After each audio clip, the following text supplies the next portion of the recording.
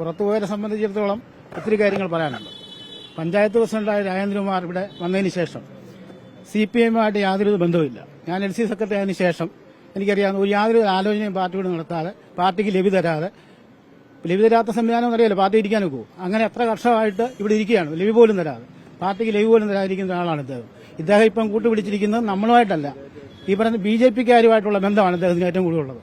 കഴിഞ്ഞ വർഷങ്ങളിലൊക്കെ ഉള്ള ഫോട്ടോ ഒക്കെ ഞാൻ എടുത്ത് കാണിച്ചു തരാം. ഇവിടുത്തെ പഞ്ചായത്ത് നടക്കുന്ന എല്ലാ ചടങ്ങുകളിലും BJP-ക്കാരുടെ സാന്നിധ്യം കാണാൻ സാധിക്കും.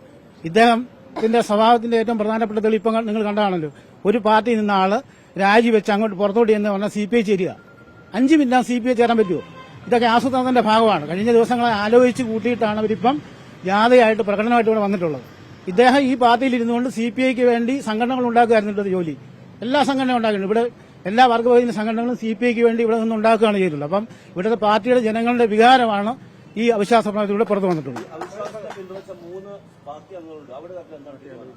അത് പാർട്ടി അവർക്ക് നിർദ്ദേശം കൊടുത്തിട്ടുണ്ട്.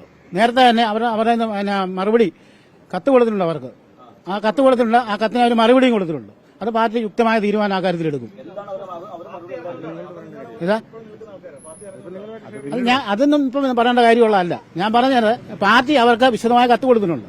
ആ കത്തിന് അവർ മറുപടി കൊടുത്തിട്ടുണ്ട്. ആ മറുപടിയും ഇന്നത്തെ വോട്ടിംഗുമായി സംബന്ധിച്ച് പാർട്ടി നേതൃത്വം ഉചിതമായ നടപടി സ്വീകരിക്കും.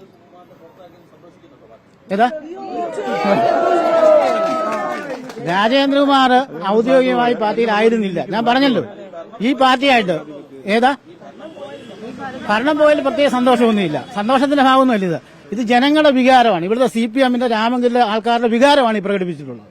അത്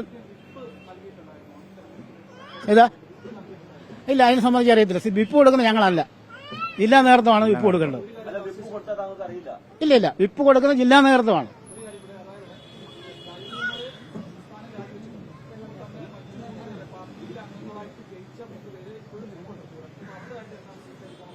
അതല്ല, അതൊക്കെ നേതൃത്വമാണ് അത് സംബന്ധിച്ച് തീരുമാനിക്കേണ്ടത്. അവരെ രാജേന്ദ്രകുമാറിനെ പോലെ തന്നെ ഈ പാർട്ടിയിൽ നിൽക്കുന്നുണ്ടെങ്കിലും അവരുടെ കൂറും പ്രവൃത്തിയെല്ലാം CPI-ക്ക് വേണ്ടിയായിരുന്നു. അല്ലെങ്കിൽ നമ്മുടെ CPM എതിരായിരുന്നു. ആ കാര്യം തർക്കമൊന്നും ഉള്ളവരല്ല.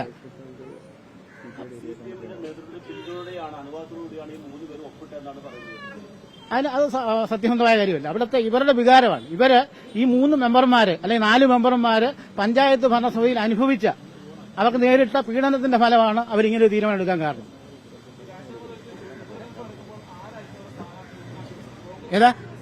CPM-ന്റെ സ്ഥാനാർത്ഥി ഉണ്ടാവും. 13-ാം വാർഡിൽ CPM-ന്റെ സ്ഥാനാർത്ഥി ഉണ്ടാവും. ഈ പറയുന്ന രാജേന്ദ്രകുമാർ അവിടെ വലിയ വോട്ടിനൊന്നും ജയിച്ച ആളല്ല. 22 വോട്ടിനാണ് കഷ്ടി ജയിച്ച ആളാണ്. അതിപ്പോൾ അദ്ദേഹത്തിന്റെ എപ്പോഴും ആരോപണം ഇത് തന്നെയാണ് പാർട്ടിക്കെതിരെ. എപ്പോഴും പുള്ളി എവിടെ പരാജയപ്പെട്ടാലും എല്ലാം പാർട്ടിയുടെ ഉറപ്പാണ്.